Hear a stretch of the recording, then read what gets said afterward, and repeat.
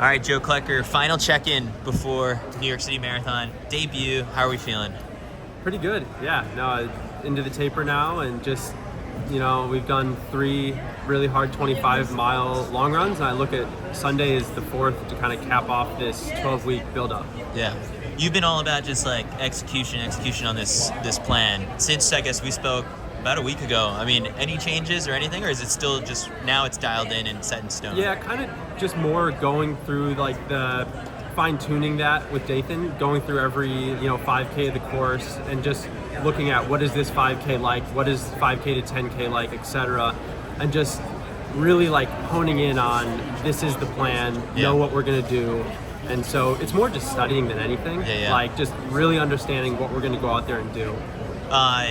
You made the podcast rounds, and then I think one thing that I think got picked up a lot was just a lot of people just fascinated by like your fueling technique and just sort of the amount of carbs that you're going to be taking in during the race. So, I mean, now that you probably got a bunch of feedback and comments from that stuff, but no plans to that? No changes to that No plan? changes to that. And again, like that's something I've done in training, and I'm really hoping it works in the race because it's worked so well in training. But yeah, some of the other athletes have even like asked me, like, how do you do it? How are you able to do this? Like, I throw up every long run when I try to take any fuel. So I'm hoping it's something that, because we've emphasized it so much in this build, that it does go well on Sunday. And like, again, just executing that through the race is going to be very important, and keeping that carbs down so it can turn into fuel and energy is going to be very important in the end of the race.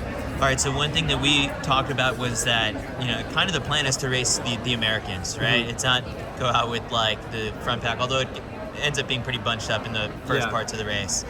And the one thought that I think crept up for me was someone like Bia choosing, because he does have like the fastest PR of the bunch. If he chooses to go with the lead pack, does that change sort of like your approach at all? Yeah, so kind of how I'm looking at it is, if a pack of more than say 7 break away early in the race, I got to be pretty attentive to that, because that could be the race getting away from me.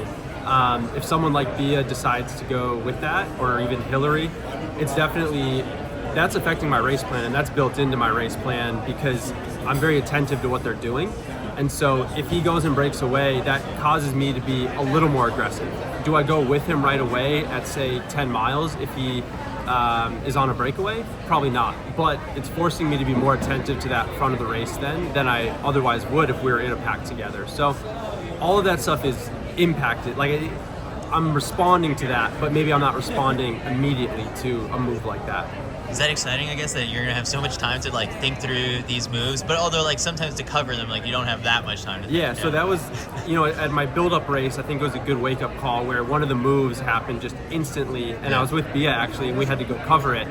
And I think it was a good wake-up call that it's like, okay, like even though these road races are long and you have time to make these moves happen instantly, and sometimes you do have to just go cover it. And so I think that's kind of the art of the marathon I'm finding out, is that there's no science to tell you what move to cover and what move not to. So it's really going to come down to race day, trusting those instincts, trusting kind of the how we've approached the long runs, and doing that again on race day. That's what it's going to come down to. Awesome. Well, it's almost here. Good luck on Sunday. Thank you.